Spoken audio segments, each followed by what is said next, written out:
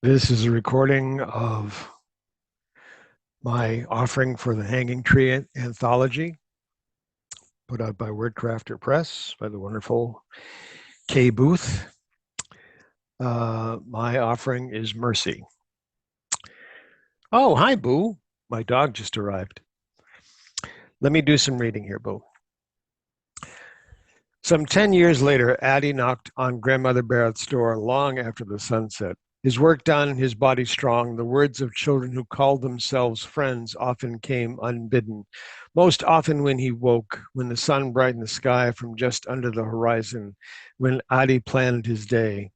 Come in. Adi opened the door and stood still, unsure what to expect, what he would see. For all the mockery children wreaked on him, their stories of Grandmother Barrett were worse.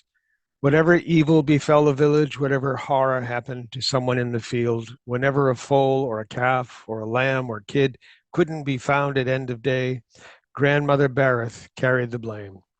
When a crop failed or a harvest rotted within a day of gathering, villagers pointed at Grandmother Barrett.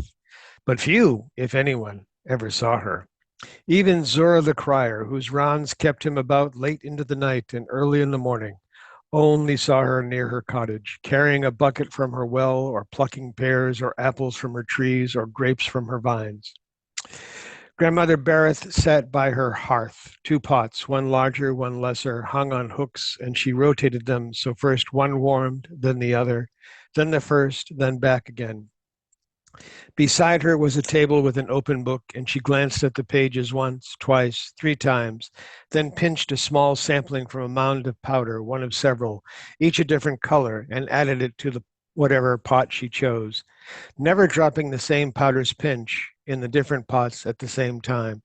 The cabin smelled of hickory and ash, oak and thorn, of mints so sweet Addie's nose itched with their scent, of weeds so sour his eyes watered when the fire's smoke refused to vent through the chimney, and it came to him like a dog sniffing him, walking around him, circling. Grandmother Barrett barked, "Come, up the chimney with you." The smoke pulled back, gathered. Addie was sure he saw a face of some kind, something with many eyes, something which walked on many legs, and disappeared up the chimney flue. Grandmother Barrett spoke without looking up from her preparations, still occasionally stirring, rotating, reading, turning a page, then turning it back again, nodding as if understanding, then turning it back again. "What do you want?" "What are you making, Grandmother? Are you hungry?" Addie blinked. He was, but he supped as the sun touched the horizon and ate his full. How could he be hungry now? He took a step forward. His mouth watered and he swallowed to clear his speech. "I am."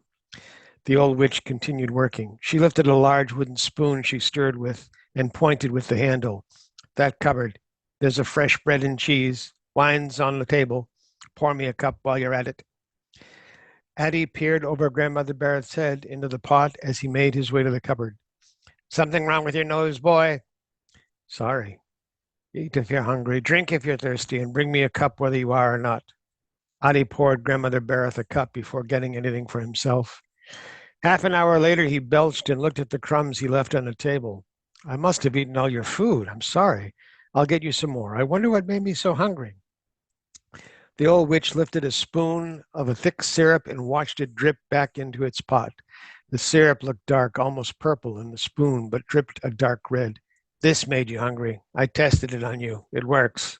Are you hungry?" "It won't work on me." "Want to learn how to make things work on others, but not you?" Adi turned his head and belched again. "Yes, very much so. Please." And that's it. Hope you enjoyed.